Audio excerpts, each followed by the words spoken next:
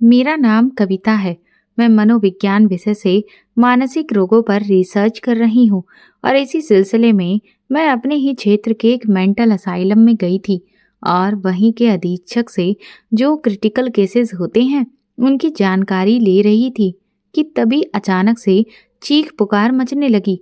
हांफती हुई एक care taker और उसके पीछे 4-5 वार्ड बॉय भी दौड़ते हुए आए और अधीक्षक सर से कहने लगे, सर वो 15 नंबर वाली ने आग लगा ली है। सर ने तुरंत कहा, ये क्या हुआ, कब और कैसे? तो वो बताने लगे, सर वो तो पता नहीं, आप देखिए। अधीक्षक सर ने मुझे बैठने का इशारा किया और वो तेजी से केयर टेकर के पीछे गए।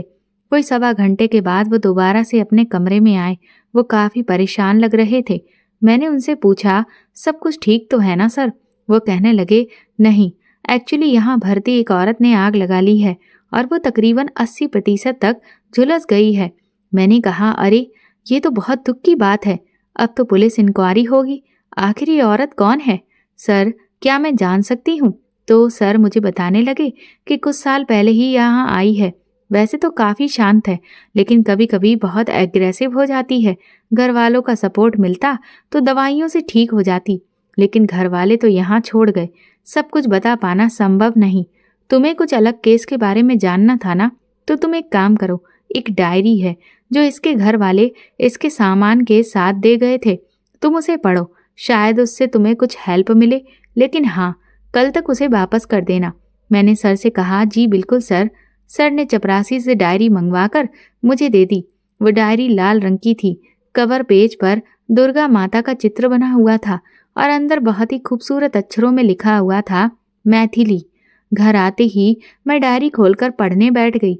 एक भोली मासूम सी लड़की की तरह शुरुआत में उसने अपने सपने, अपने रोजमर्रा के क्रियाकलापों के बारे में लिखा था। बीच के पन्ने काफी खाली थे, फिर लगातार बहुत कम लिखा गया था। अचानक पन्ने पलटते पलटते मैं चौंक गई, या उसमें जो कुछ लिखा था शायद यही उसके आज की स्थिति में पहुंचने का कारण था। अब मैं वो पढ़ूंगी जो उसने यहाँ पर लिखा था। फोन फिर से बज रहा है। मैंने देखा कि ये उसकी ही कॉल थी। ये तकरीबन 20वीं कॉल थी। मैंने वो नंबर ब्लॉक लिस्ट में डाल दिया है। हालांकि मैं जानती हूँ कि इससे कुछ नहीं होगा, कुछ भी नहीं, लेकिन करूँ क्या? आखिर मैं किससे कहूँ? कौन समझेगा? हे भगवान, ये मेरे साथ ही क्यों है? अब बस और नहीं। कुछ ही महीनों पहले की तो बात थी। मैं बहुत खुशहाल तो नहीं थी, पर जिंदगी ठीक ठाक से अपने ढर्रे पर चल रही थी।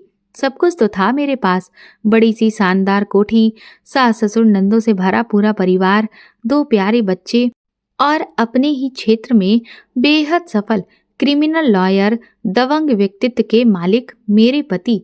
इतने लोगों और ढेर सारे नौकर चाकरों के बाद भी कुछ ऐसा तो था जो खोया सा था। वो थी मेरी खुशी। मैं खुश नहीं थी। क्यों खुश नहीं थी? किस चीज की कमी है? अक्सर मुझसे ये लोग पूछते थे, मेरी बहनें पूछती थीं, लेकिन मैं क्या कहूँ? किससे कहूँ कि जीवन जीने के लिए सिर्फ भौतिक सुख साधनों की जरूरत नहीं होती, कुछ एहसास भी जरूरी होते हैं जो सालों पहले तक दब चुके हैं। जब 18 साल की सपने देखने वाली उम्र में मैं पहुंची तो हाथ में गृहस्थी की बागडोर थमा दी गई थी। खूबसूरत होना भी एक गुनाह है शायद। अगर बेटी गरीब की हो तो ये सच में श्राप बन जाता है। शहर के जाने माने मजिस्ट्रेट ने मुझे अपने बेटे के लिए चुना था। इस बात से मेरे माता पिता इतने खुश थे कि उन्होंने उम्र का अंतर भी नजरअंदाज कर दिया था। मेरे पति मुझसे पूरे 13 साल बड़े थे। ब्याह होकर आया तो बेहद डरी हुई थी। यहाँ जो देखा उससे यही पाया कि ये शादी तो पूरी तरह से बेमेल थी। अंतर सिर्फ उम्र और स्टेटस का ही नहीं, हर स्तर पर था। सबसे बड़ा अंतर तो हम पति पत्नी के नजरिए का था। खैर, पहले ही दिन से पति के रौब का ऐसा असर पड़ा कि मैं उनके हर आदेश पर झुकती चली गई। वो मुझे पति कम और मेरे मालिक ज्यादा लगते। मैं उनसे हर वक्त डरी सहमी रहती, कभी भी अपनी खुलकर इच्छाएं व्यक्त नहीं कर पाई। एक दिन धीरे से पढ़ने की इच्छा जाहिर की थी तो उन्होंने इस तरह से खा जाने वाली नजरों से घूरा कि मेरी आवाज तो मेरे हलक में ही अटक गई थी। कहने लगे, बड़े बूढ़ों की सेवा करो, पढ़कर कौन सा तीर मारोगी? माँ बाबूजी की सेवा के लिए लाया हूँ। ब्याह कर पढ़ाने लिखाने के लिए नहीं। उस दिन के बाद से पढ़ने की कभी कोई बात नहीं हुई। माँ की दी हुई सीख के हिसाब से ससुराल में सबको खुश रखने का भरसक प्रयास करती। सब खुश भी थे मुझसे। साल बीतते हुए माँ बनने की खुशखबरी भी मिल गई। इतनी जल्दी मैं माँ बनने को तैयार नहीं थी, पर घर में सभी को बच्चे की बहुत जल्दी थी, तो सबकी इच्छा के आगे भला मेरी क्या चलती। मेरी बेटी के जन्म के समय मैं चाहती थी कि मेरे पति मेरे पास रहें, थोड़ा वक्त मेरे साथ गुजारें, लेकिन उनकी व्यवस्थाएं बढ़ती ही जा रही थी। वो सुबह कोर्ट निकल जाते और दोपहर में ही खाना खाने आते, थोड़ा आराम करके फिर कोर्ट चले जाते। फिर वो सीधा रात को ही घर में आते, अपने फाइलों के ढेर के साथ। घर के ही एक कमरे में बने ऑफिस में वो कई बार आधी रात तक फाइलों से सर खपाते रहते। मैं उनसे बात करने को तरस जाती। मैं उन्हें बताना चाहती थी कि आज मैंने क्या क्या किया। आज मैंने बच्चे की धड़कन महसूस की, आज बच्चे ने पहली बार लात मारी, लेकिन उनके पास ये सब सुनने के लिए वक्त ही कहाँ था। बच्ची के जन्म के बाद भी उनका यही शेड्यूल बना रहा। शिकायत का भी कोई फायदा नहीं था, क्योंकि शिकायत सुनने वाला कोई था ही नहीं। हार कर मैंने अपने इस जीवन को ही अपनी किस्मत मान लिया था।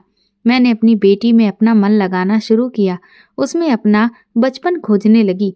समय अपनी गति से बीत रहा था। देखते ही देखते मैं एक और गोल मटोल से बेटे की भी माँ बन गई। मेरी खुशियाँ, मेरी आशाएं, अपेक्षाएं सब अपने बच्चों तक ही सीमित होकर रह गई थी। कभी मायके जाती तो अपनी हम उम्र सहेलियों को ठिठोली करते देख मानो फिर से वही पुरानी मैथिली बन जाती। जी भरकर जीने की कोशिश करती, पर ये दिन ज्यादा देर तक एक से नहीं रह पाते। मायके में मुझे ज्यादा रुकने की इजाजत नहीं थी। माँ बाबूजी कटकर रह जाते, मानो अपनी हैसियत से ऊंचे खानदान में लड़की ब्याहने की यही सजा हो। मेरी शादी हुए 16 साल बीत चुके थे। जिंदगी ऐसे ही चल रही थी। एक दिन घर मिलने आई बहन ने कहा, लाओ दीदी, आपका फेसबुक अकाउंट बना दूं। नौकर चाकर होने के बाद भी सारा दिन बस घर में सर खपाती रहती हो। मैंने उससे कहा, छोड़ो, मेरे पास इतना टाइम कहाँ है। मैंने कोई रुचि नहीं दिखाई, पर वो कहने लगी, अरे इसमें करना ही क्या है। इसमें परिवार वाले, स्कूल के दोस्त, पुराने बिछड़े सब यहीं मिल जाएंगे। कभी कभी ऑनलाइन आकर मिलजुल लिया करना, और क्या। मैंने कहा, अच्छा, सबसे फेसबुक पर मिलना हो जाएगा तो फिर ठीक है, बना दे मेरा अकाउंट और मैनेज करना भी सिखा दे। उसने फेसबुक अकाउंट बनाया और मेरी एक अच्छी सी तस्वीर भी डीपी में लगा दी। कुछ परिवार वालों को रिक्वेस्ट भी भेज दी थी। काम से फुर्सत होकर मैं कभी कभी फेसबुक देख लेती। सबको जन्मदिन की बधाई देना और डीपी पर लाइक करने के अलावा कुछ नया, ये मन बांधने जैसा कुछ भी नहीं मिलता तो 5 मिनट में ही बंद भी कर देती थी। एक रात पतिदेव तो ऑफिस में ही बैठे रहे। मैं फेसबुक चलाकर इंतजार के लम्हे काट रही थी कि तभी एक नोटिफिकेशन चमका। किसी ने रिक्वेस्ट भेजी थी। यूं तो मैं रुचि न होने की वजह से रिक्वेस्ट नहीं देखती थी, ना कंफर्म करती थी, पर उस दिन समय काटने के लिए आज मैंने रिक्वेस्ट भेजने वाले की प्रोफाइल खोली। रजत मिश्रा, उम्र 24 साल, बनारस। भेजने वाले की डीपी काफी आकर्षक थी। मैं देखने लगी। काफी तस्वीरें थीं, बहुत सारी मनोरंजक पोस्टें भी थीं। ऐसा लगता था ये रजत काफी मनमौजी और हंसने हंसाने वाले स्वभाव का बंदा था। मैं मुस्कुरा पड़ी। इतने सालों बाद आज अनायास मेरे होठों पर मुस्कुराहट आई थी। पति के लौटते ही मैंने फेसबुक बंद कर दिया। इन्होंने तो मुझ पर नजर डालने की जहमत भी नहीं उठाई और बेड पर एक तरफ पीट करके सो गए। मेरे मुंह से कराहसी निकल गई थी, क्योंकि कल मेरा जन्मदिन है और मैं कब से ये प्रतीक्षा कर रही थी कि ये आएंगे और एक मुबारकबाद मुझे जरूर देंगे। मेरी कोई मांग नहीं थी कि मुझे गहने चाहिए, कपड़े चाहिए। बस इतना ही चाहती थी कि एक बार ये प्यार से अपने हाथों में मेरा हाथ लें और मेरे जन्मदिन पर मुझे सिर्फ एक प्यार भरी मुबारकबाद दे दें। लेकिन हर बार की तरह ये रात भी यूं गुजर गई। दोपहर से काम से फ्री होकर मैं लंच पर उनके आने का इंतजार कर रही थी, ताकि गरम रोटियां सेक कर खिला सकूं। थोड़ी देर सोचते हुए फोन उठाया तो एक और नोटिफिकेशन चमक रहा था। वो मैसेज रिक्वेस्ट का था। देखा तो ये कल वाले लड़के के ही मैसेज रिक्वेस्ट थी। उसने लिखा था, रिक्वेस्ट कबूल करने का क्या लेंगी मोहतरमा? कब से आवेदन किया है, कृपया कर निवेदन स्वीकार करें। उसकी ऐसी भाषा शैली पर हंसी आ गई। मैंने अभी उसकी रिक्वेस्ट कंफर्म नहीं की थी, ना मैसेज का कोई जवाब दिया। पतिदेव आ गए थे। मैंने तुरंत खाना लगाया। स्पेशल लंच की ओर भी उनका कोई ध्यान नहीं गया। खाना खाते हुए भी लगातार वो फोन पर बात कर रहे थे। मन में कहीं ये इच्छा फिर एक बार उठकर दफन हो गई कि वो मुझे बर्थडे विश करते। खैर, उनके जाने के बाद मैं बहुत देर तक अपने घर वालों से फोन पर बात करती रही। मन भारी होता जा रहा था। रात में भी खाना खाकर वो सोने चले गए तो मेरे सब्र का बांध टूट गया। क्या मैं सिर्फ एक काम वाली बाई की हैसियत रखती हूँ? वो भी पगार लेती है, छुट्टियां लेती है। मैं तो बिना पगार, बिना छुट्टी वाली बाई हूँ। आंसू पोंछते हुए न जाने क्यों मैंने फोन उठाया। नेट ऑन किया तो फिर एक नोटिफिकेशन। मैंने जिज्ञासा बस देखा। उसी लड़के ने फिर मैसेज भेजा था, रिक्वेस्ट एक्सेप्ट नहीं करनी तो मत करिए मैडम, पर बर्थडे विश तो ले लीजिए। Happy birthday ma'am. मैं आश्चर्यचकित थी। मेरा पति घोड़े बेचकर सो गया। 24 घंटे में उसने एक बार भी मुझे विश नहीं किया था। पर ये पराया लड़का, इसे क्या पड़ी है मुझे विश करने की? ना चाहते हुए भी मेरी उंगलियों ने मैसेज रिक्वेस्ट एक्सेप्ट पर क्लिक कर दिया। मैंने टाइप किया थैंक यू और सेंड कर दिया। फिर तुरंत ही उधर से जवाब आया, मैसेज रिक्वेस्ट कबूल करने का शुक्रिया मैडम, अब फ्रेंड रिक्वेस्ट कब कबूल करेंगी? मैंने कहा मैं अनजान लोगों का मित्रता निवेदन स्वीकार नहीं करती। वो कहने लगा ठीक है, तो कुछ दिन बाद बात कीजिए, जब अनजान ना रहूं तब दोस्त बना लीजिएगा। साथ में मुस्कुराते हुए 2 इमोजी भी भेज दिए। मैंने कहा अरे मुझे तुमसे बात नहीं करनी। तो बोला लेकिन क्यों मैडम, क्या मैं इतना बुरा लगता हूँ? क्या मैं बदतमीज मवाली लगता हूँ? मैंने कहा ऐसा कुछ नहीं है, बस मुझे इसमें कोई रुचि नहीं है, ना मेरे पास इतना टाइम है। ये मैसेज करके मैंने नेट ऑफ कर दिया और सोने की कोशिश करने लगी। 2 दिन तक मैंने फेसबुक नहीं चलाया और ना नेट ऑन किया। लेकिन लोग शांति से रहने कहाँ देते हैं। बहन ने फोन किया, व्हाट्सएप पर मैसेज किया, तुमने देखा ही नहीं, सब ठीक तो है ना? मैंने कहा हाँ ठीक है, बस फुर्सत नहीं मिली। मैंने टालने की कोशिश की, लेकिन मजबूर होकर नेट ऑन करना ही पड़ा और ऑन होते ही मैसेंजर के मैसेज पॉपअप होने लगे। मैंने सोचा हे राम, इतना कौन याद कर रहा है मुझे। व्हाट्सएप से पहले मैंने मैसेंजर खोल दिया। उसी लड़के के मैसेज थे, 1-2 नहीं बल्कि कई सारे। लिखा था, गुड मॉर्निंग मैडम, आज आप ऑनलाइन नहीं आई, लगता है आप नाराज हैं मुझसे। सॉरी, पर प्लीज ऑनलाइन आइए, आज दूसरा दिन है। आज भी आप नहीं दिखी, क्यों? उदासी भरे इमोजी। क्या हुआ है आपको? तबीयत ठीक है ना मैडम? मुझे अब चिंता हो रही है, भगवान करे आप ठीक हो। नाराजगी, उदासी, तबीयत खराब जो भी है बताइए प्लीज। उसके बाद एक के बाद एक लगातार दुखी भाव प्रदर्शित करने वाले इमोजी थे। हद है, ये लड़का तो पीछे ही पड़ गया। चाहता क्या है? आखिर ये तो तय था कि मैं फेसबुक पर नहीं हूँ तो भी ये मैसेज भेजता रहेगा। सोचा इससे बात ही कर लूं। मैंने उसे रिप्लाई दिया, मैं ठीक हूँ और फालतू के मैसेजेस भेजना बंद करो। 5 मिनट बाद ही जवाब आया। फिर फेसबुक से नाराजगी थी या मुझसे? मैंने कहा तुम सारा दिन ऑनलाइन रहते हो, कोई काम नहीं है क्या? कहने लगा आपके मैसेजेस के इंतजार में ऑनलाइन है, वरना खाली नहीं हूँ। खेती बाड़ी है, बटाई पर खेत दिए हैं और भैया के साथ उनके बिजनेस को देखता हूँ। मैंने कहा मेरी इतनी चिंता करने की जरूरत नहीं है तुम्हें, समझे? इस पर आपका जोर नहीं है। आप मुझे रत्ती भर भाव ना दे, पर मैं आपकी चिंता करूंगा, ये मेरी इच्छा है। मैंने कहा मान ना मान, मैं तेरा मेहमान। कौन हो तुम मेरे जो चिंता कर रहे हो? मेरे घर वाले हैं मेरी चिंता करने को। बोला जी मैडम, आप खुशकिस्मत हैं जो इतने लोग हैं आपके लिए, पर मुझे और कुछ नहीं तो एक अपना अदना सा दोस्त या शुभ चिंतक ही समझ लीजिए। मैंने कहा तुम तो पीछे ही पड़ गए। बोला जब तक दोस्ती स्वीकार नहीं करेंगी पीछे पड़ा रहूंगा, ब्लॉक करेंगी तो दूसरी तीसरी आईडी से आऊंगा। मैंने कहा पर क्यों? बोला आप अच्छी लगती हैं मुझे, बहुत अच्छी। आपको देखकर लगता है आपसे बात करूं। मैंने कहा चुप करो, अब मुझे गुस्सा आ रहा है। तो कहने लगा बस आपसे बात करना अच्छा लगता है, गुस्सा करना है तो कर लीजिए, खूबसूरत लोगों पर गुस्सा जचता है। गुस्सा करते हुए अपनी एक पिक भी भेज दीजिएगा। मैंने कहा, मैं और खूबसूरत, कोई और नहीं मिला बनाने को? बोला, माँ कसम, इतना सुंदर चेहरा मैंने अभी तक नहीं देखा, आंखें हटती ही नहीं, तभी तो आपको रिक्वेस्ट भेज दी। पर कहते हैं ना, खूबसूरत लोग संग दिल होते हैं। आपने अभी तक एक्सेप्ट ही नहीं की। मैंने जवाब दिया, बकवास बंद करो, मुझे और भी काम है, अब मैसेज मत करना। ये कहकर मैंने नेट ऑफ कर दिया।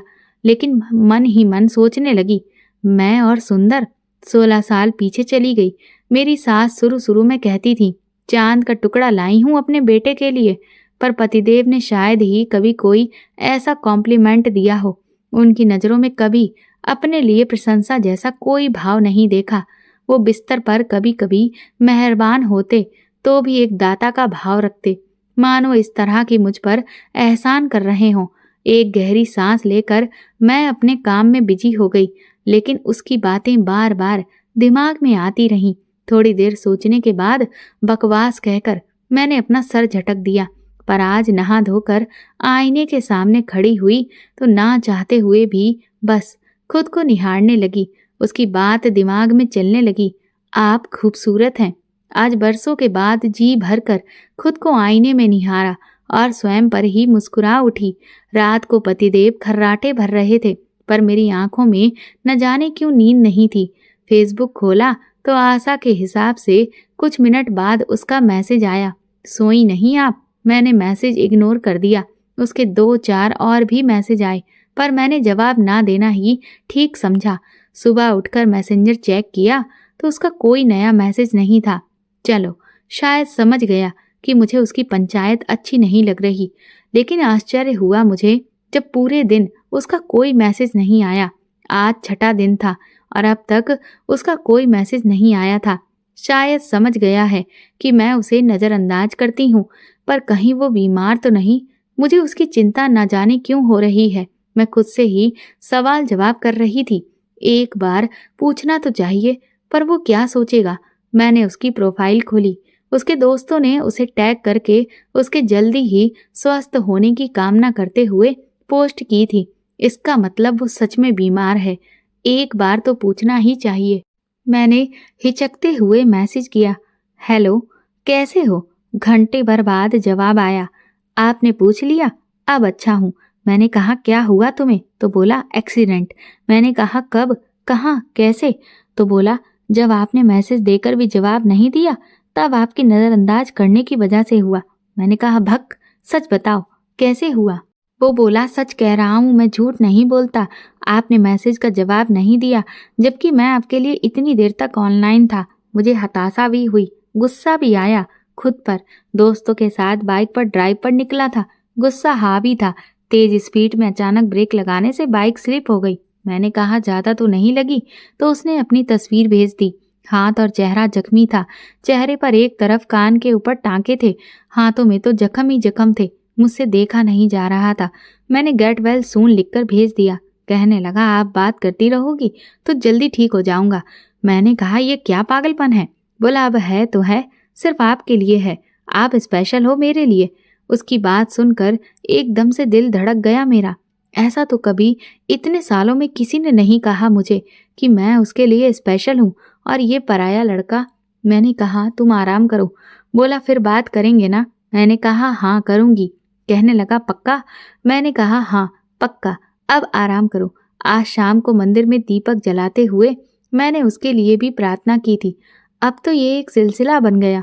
मैं रोज कभी 10, कभी 15-20 मिनट उससे बातें करती। उसके जख्म तेजी से भर रहे थे। वो रोज अपनी तस्वीर मुझे भेजता और पूछता, मेरी स्मार्टनेस में कमी तो नहीं आई है ना? मैं हंस देती, कहती, नहीं, बहुत स्मार्ट हो। बोला, कोई लड़की पसंद तो कर लेगी ना?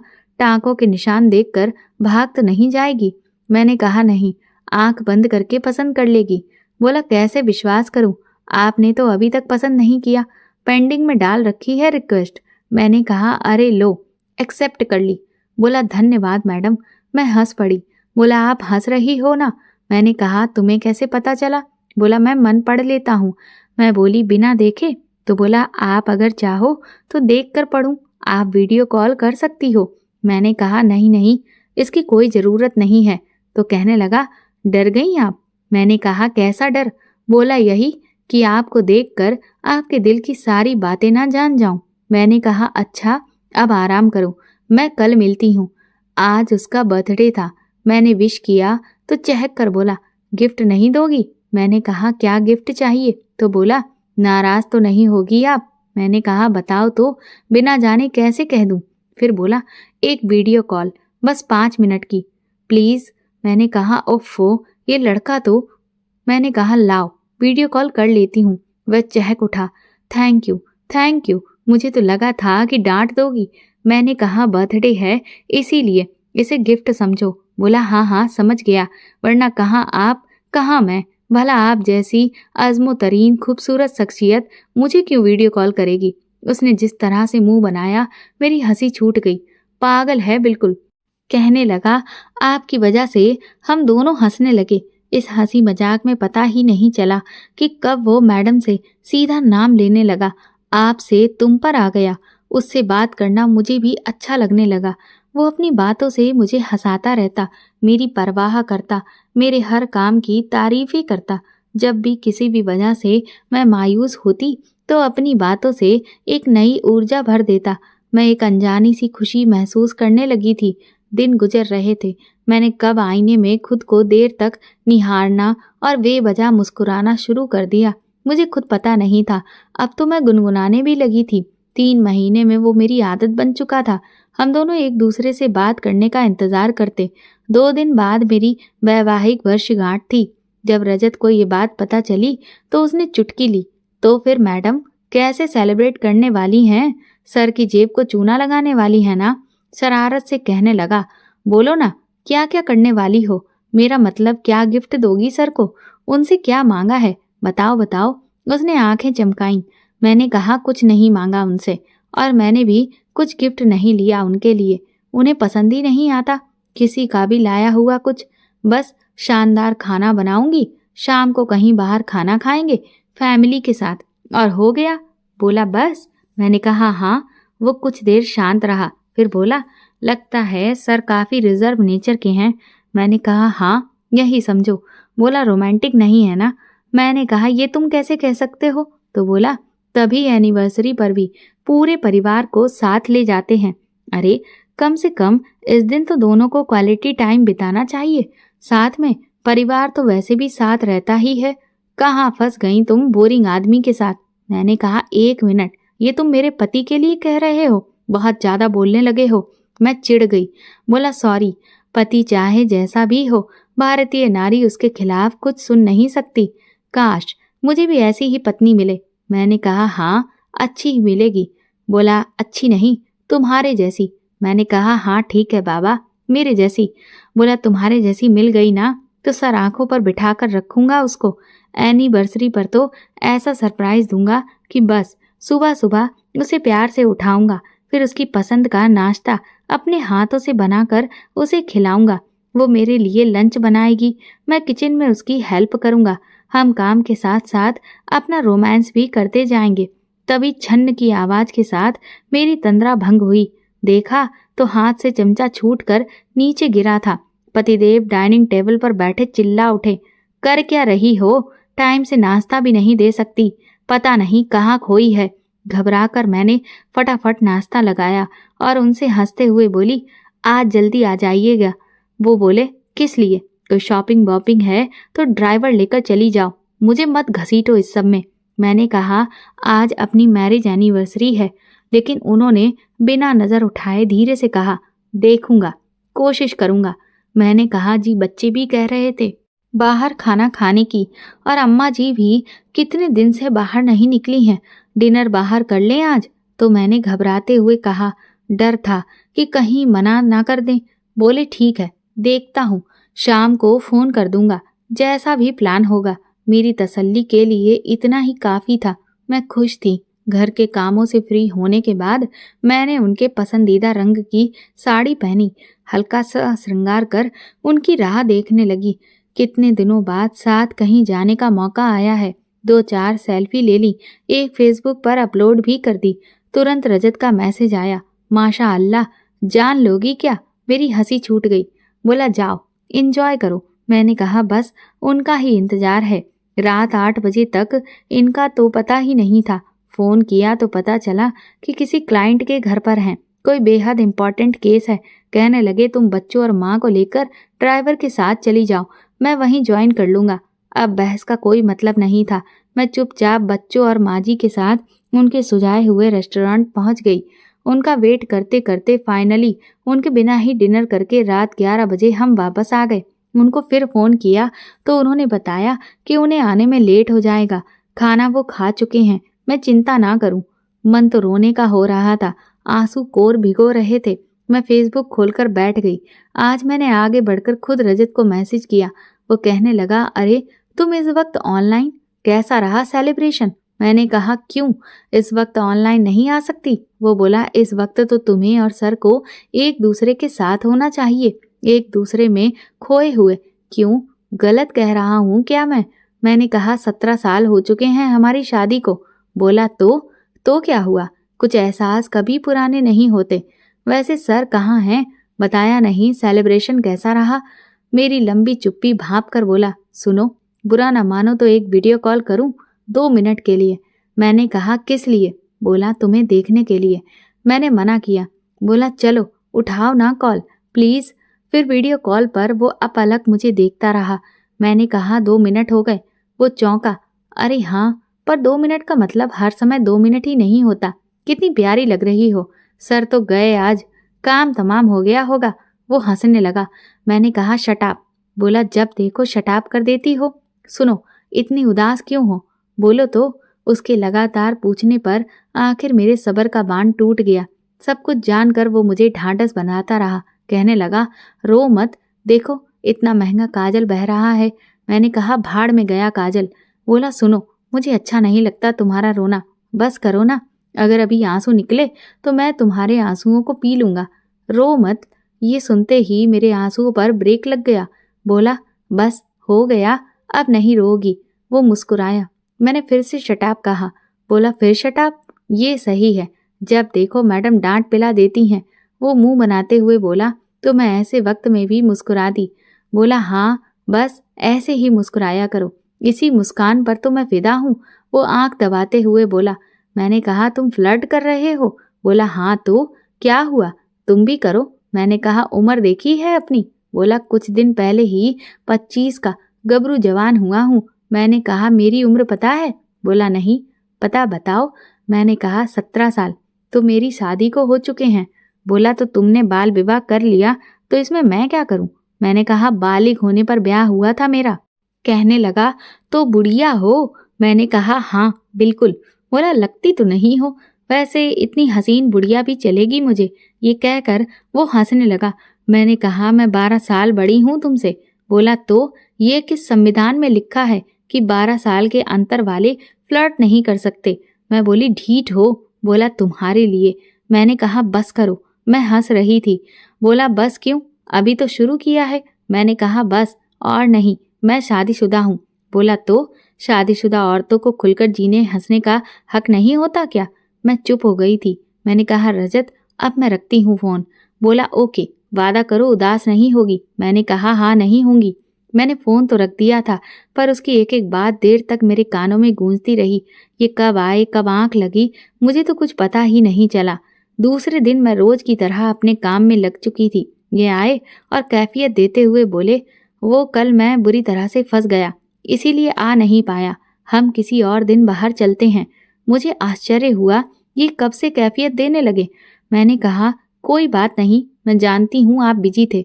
फिर मुझसे कहने लगे यही बात तुम हमारी बेटी रचना और बेटे साहिल और माँ को भी समझा दो। वो लोग सुबह से बस शिकायतें लेकर चालू हैं। अब मैं समझी, तो ये कारण है कैफियत देने का, मतलब इन्हें कोई ग्लानि तो है ही नहीं। दोपहर को मैं हमेशा की तरह जब थोड़ा फ्री हुई तो फेसबुक खोल लिया। रजत ने कई हास्य व्यंग पोस्ट किए थे। मैं खुलकर हंस पड़ी। ये लड़का कितना जिंदा दिल है, जिंदगी को जीने वाला, ढोने वाला नहीं है मेरी तरह। मेरे मुंह से एक आहा निकली। तभी उसका मैसेज आया, हाल कैसा है मोहतरमा का? मैंने कहा ठीक है। बोला मैं आज गांव जा रहा हूँ। मैंने कहा अच्छा? बोला क्या अच्छा है इसमें? वहां तो नेट ही नहीं चलता। मैंने कहा तो फेसबुक बिना मन नहीं लगेगा। बोला तुमसे बात किए बिना मन नहीं लगेगा। मैडम फेसबुक तो बस एक बहाना है। मैं बोली तो फिर? बोला मुझसे इतनी बड़ी हो फिर भी हर बात समझानी पड़ती है। अपना नंबर दो देवी, जिससे फोन पर बात होती रहे, वरना मैं वहां रह नहीं पाऊंगा। मैं वैसे किसी को यूं नंबर नहीं देती, पर रजत आम नहीं रह गया था मेरे लिए। अब इन कुछ महीनों में वो बहुत खास हो गया था मेरे लिए। बिना सोचे विचारे मैंने उसे नंबर दे दिया। अब मैसेंजर से वो मेरे व्हाट्सएप पर आ गया था। बातें भी अब पहले से ज्यादा होने लगी। ये रिश्ता क्या था? मेरे लिए तो वो मेरा सबसे अच्छा दोस्त था, जिससे मैं धीरे धीरे सब कुछ शेयर करने लगी थी। खैर, करवा चौथ का दिन था, मेरा व्रत था। वो बोला काश कोई मेरे लिए भी व्रत रखती। मैंने कहा रखेगी ना तुम्हारी बाली? बोला पता नहीं कब आएगी मेरी बाली। मैंने कहा जब लेकर आओगे। बोला वो मेरे लिए व्रत रखेगी, मैं उसके लिए व्रत रखूंगा। मैंने कहा अच्छा, और हंस पड़ी। बोला हाँ, वो अकेली क्यों भूखी प्यासी रहे? वो मेरी लंबी उम्र के लिए व्रत रखेगी तो मुझे भी तो उसकी लंबी उम्र के लिए व्रत रखना चाहिए ना। मैंने कहा फिर तो वो बहुत भाग्यशाली होगी। बोला बेशक मेरी बाली भाग्यशाली ही होगी। न जाने क्यों मन में कुछ कसक सा गया था उसकी बातें सुनकर।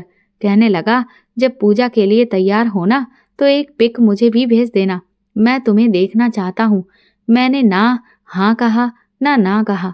मैं आज का दिन सिर्फ और सिर्फ अपने पति का ध्यान करते हुए बिताना चाहती थी, तो कह दिया कि आज बिजी रहूंगी, मैसेज मत करना।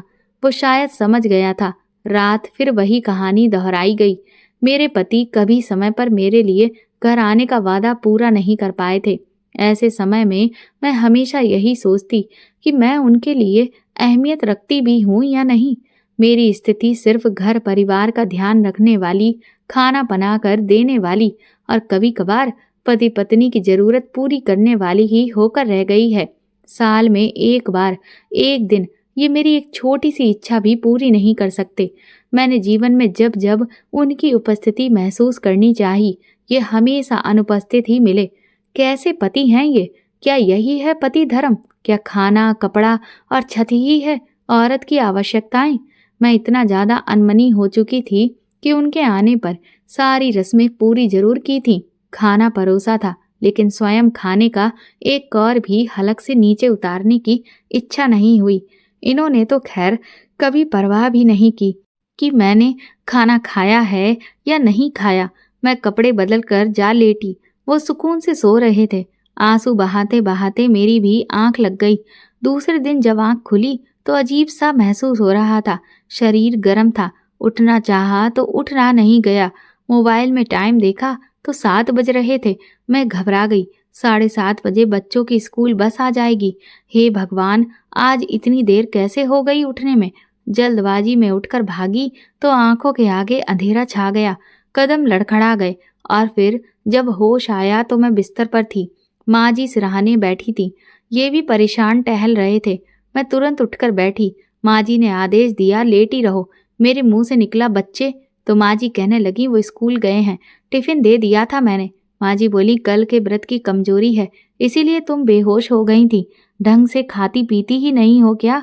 ये झुंझलाते हुए कहने लगे 1000 बार समझाया है, ये व्रत उपवास करने की जरूरत नहीं है, पर तुम औरतों के चोचले तो कभी खत्म ही नहीं होते। अब भुगतो। कितनी जरूरी मीटिंग है आज मेरी क्लाइंट के साथ और मैं यहाँ फंसा हुआ हूँ। मैंने कहा आप जाइए, मैं ठीक हूँ। तो ऐंठ कर बोले डॉक्टर की दवाई टेबल पर रखी है, फल मंगवा दिए हैं, कृपा करके खा लेना, मैं शाम को मिलता हूँ। ये कहकर ये निकल गए। आज का काम मम्मी जी ने हेल्पर के साथ मिलकर निपटा लिया था, इसलिए एक तरह से काम से मैं फ्री थी, पर विचारों से नहीं। मेरा मन न जाने कितने विचारों के जाल में जकड़ा हुआ था। रह रह कर रजत की बातें याद आ जाती। मैं भी मेरी बाली की लंबी उम्र के लिए व्रत रखूंगा। सारा दिन पत्नी के साथ रोमांस करूंगा, उसे खुश रखूंगा। मेरी बाली भाग्यशाली ही होगी, बहुत प्यार दूंगा उसे। फिर इनकी बात याद आ जाती, क्यों रखती हो व्रत? औरतों के चोचले खत्म ही नहीं होते। जरूरी मीटिंग है और मैं यहाँ फंसा हूँ। ये घर और घर वालों के टंटे खत्म हो तो कुछ और सोचूं। कितना अंतर है दोनों की सोच में। व्हाट्सएप पर रजत का मैसेज आया, पिक नहीं भेजी तुमने? मैंने डीपी में करवा चौथ वाली पिक लगा दी। कहा डीपी देख लो। बोला मतलब मुझे नहीं दी जाएगी, पर खूबसूरत लग रही हो, जैसे कल ही शादी हुई हो, नजर उतरवा लेना अपनी। मैंने कोई जवाब नहीं दिया तो तुरंत उसका फोन आ गया। बोला कैसी हो? मैंने कहा ठीक हूँ। बोला झूठ, लग नहीं रही हो। ठीक, बताओ क्या हुआ है? उसे टालना मुश्किल था, मेरा मन भी भरा हुआ था, तो आंसुओं के साथ दिल का सारा गुबार भी बह निकला। मैंने कहा किसी को नहीं पड़ी मेरी कि ये देखे भी कि मैंने खाना खाया है या नहीं, मैं जिंदा भी हूं या नहीं। जब तक चक्कर खाकर गिर नहीं गई तब तक किसी को फिक्र नहीं हुई। बोला किसी को कैसे फिक्र नहीं? मैं हूं ना, मैं करता हूं फिक्र। तुमने कल मैसेज या फोन करने को मना कर दिया था, इसलिए मजबूर था। फिर भी मैसेंजर पर देखो, मैसेज किए हैं मैंने देखा तो उसके मैसेजेस पड़े थे। चांद निकल आया है मैडम, अब तुम अपने चांद की पूजा कर रही होगी। व्रत खोल लिया ना, अब अच्छे से भोजन कर लेना। हेलो, डिनर हुआ या नहीं? ख्याल रखना अपना। Good night. मैं एक सुखद आश्चर्य से भर गई। मैंने पूछा तुम्हें क्यों पड़ी है मेरी? बोला बस यूं ही, अपना मानता हूँ इसीलिए। मैंने कहा कैसा अपना? यहाँ अपनों की नहीं पड़ी मेरी। बोला मुझे पड़ी है तुम्हारी, और हमेशा रहेगी, समझी? और हर समय सवाल ना किया करो। मैंने कहा क्यों पड़ी है, क्या लगती हूँ तुम्हारी? वो बोला चुप, बिल्कुल चुप, आराम करो अब तुम। उसका डांटना बेहद अच्छा लग रहा था। एक छोटी जिद्दी बच्ची बन जाने का मन कर रहा था। थक गई थी समझदार बन बनकर, सारी गृहस्थी का बोझ उठाते उठाते। वो अल्लड़पन जो कभी जी ना पाई आज महसूस हो रहा था। वो देर तक बातें करता रहा। बच्चों के लौटने का वक्त हुआ तो मैंने फोन रखने को कहा। अनमने भाव से उसने फोन रखा। अब बहुत हल्का, बहुत अच्छा महसूस हो रहा था। मैं चुपचाप उठकर बच्चों के खाने की तैयारी में लग गई। रात को सब सो चुके थे, पर मैं जाग रही थी। रजत व्हाट्सएप पर खैरियत पूछ रहा था। अचानक वो कह उठा, रोया ना करो, मुझसे देखा नहीं जाता। तुम्हें पता नहीं कि मैं कितना बेचैन हो जाता हूँ। मैंने कहा पर क्यों? बोला तुम समझती नहीं क्या वाकई में? मैंने कहा मतलब? बोला मतलब भी समझाना पड़ेगा। मैंने कहा हाँ समझाओ। बोला रहने दो, जो समझना ना चाहे उसको क्या समझाना। मैंने फिर कहा बताओ ना, तुम्हें कसम है मेरी। बोला मैथिली मैं तुम्हें चाहने लगा हूँ। मैंने कहा पागल हो क्या, ये क्या मजाक है क्या कोई? उसने जैसे मेरा रिएक्शन देखा ही नहीं, वो बस अपनी ही रॉ में लिखता ही जा रहा था। बोला मेरी सुबह तुम्हारे ख्याल से शुरू होती है, रात तुम्हारे ख्यालों में गुजरती है। किसी से बात करने का मन नहीं होता, सिर्फ तुम ही तुम छाई रहती हो। I really really love you. मैंने कहा शट अप, क्या अंट संट बके जा रहे हो, मैं जा रही हूँ, गुड नाइट। ये कहकर मैंने फोन रख दिया, लेकिन पूरी रात उसकी बातों ने मुझे सोने नहीं दिया। आई लव यू, पूरी रात यही वाक्य मेरे जहन में गूंजता रहा। दोस्तों, आपको ये कहानी कैसी लग रही है हमें कमेंट करके ज़रूर बताएं। इसका आखिरी भाग कल चैनल पर अपलोड कर दिया जाएगा, जिसमें आपको पता चलेगा कि आखिर मैथिली के साथ ऐसा क्या हुआ कि उसकी ये हालत हो गई थी। तब तक आप मेरे चैनल पर बने रहिए। Thank you.